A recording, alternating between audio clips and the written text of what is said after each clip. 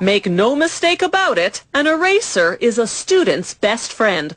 Whether it's attached to the top of a pencil or on its own, only an eraser can quickly rub out an error. White erasers are made of flexible vinyl, while pink erasers are made of synthetic rubber.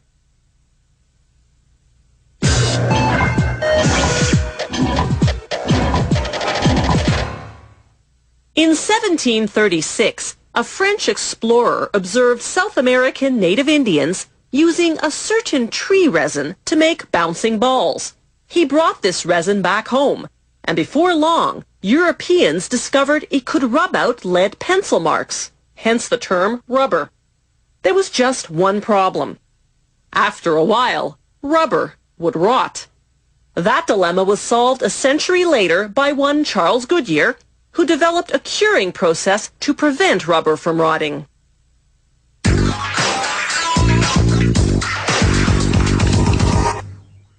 A lot of ingredients go into making a simple pink eraser. Carefully measured fillers, accelerators, curing agents, oils, coloring, and the main ingredient, synthetic rubber. They start by putting a batch of rubber into a mill. The rubber passes repeatedly between large heated rollers. They throw in any defective erasers from the last production run, recycling them into this new batch. Then they add sulfur as a curing agent, accelerators to help the sulfur do its job, and red coloring. They blend everything for 5 to 10 minutes until the mixture is the consistency of heavy dough. Next, vulcanized vegetable oil. That's vegetable oil treated with sulfur, then regular vegetable oil, then calcium carbonate as a filler.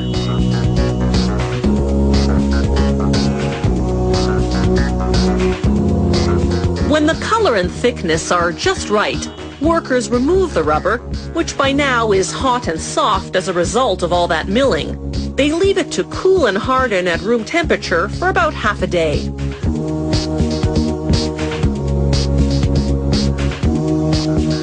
When the rubber's ready, they cut out large squares, each weighing between 5 and 8 kilograms, depending on the thickness of eraser the client has ordered.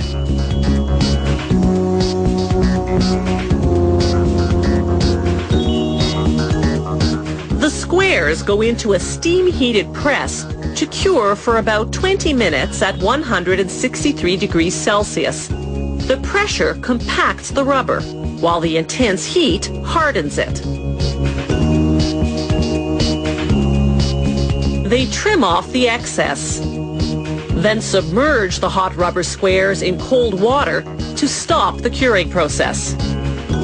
To make erasers that erase both lead and ink, they cut beveled strips from 2 batches of rubber, one pink and one blue.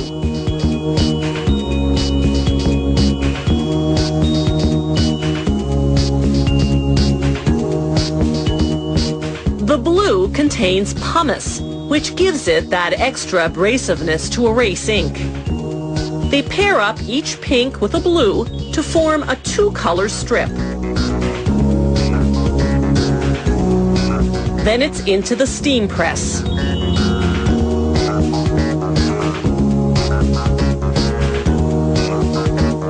After 12 minutes, workers remove the trays, trim off the excess, and submerge the strips in cold water to stop the curing process.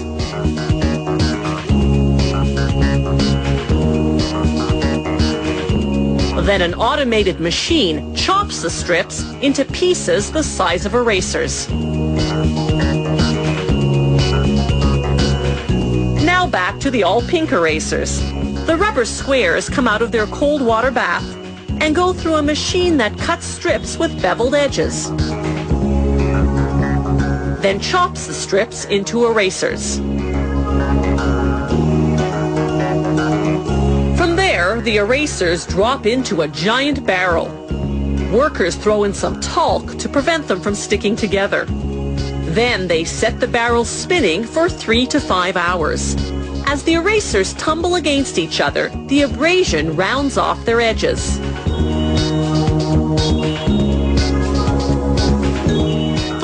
step is printing.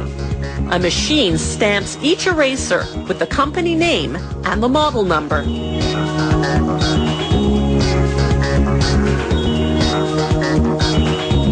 It's not the rubber that gives the eraser the ability to erase, but rather the vulcanized vegetable oil that's in it. That's what makes the eraser crumble when rubbed on paper, taking away the pencil marks with it.